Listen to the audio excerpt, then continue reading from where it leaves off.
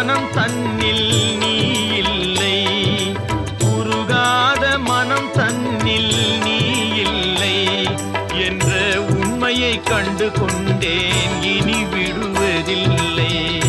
உண்மையை கண்டு கொண்டேன், இனி விடுவதில்லை. முருகா உன் குணம் தன்னை அறிந்து கொண்டேன், உன் முத்தான தத்துவமே புரிந்து கொண்டேன்.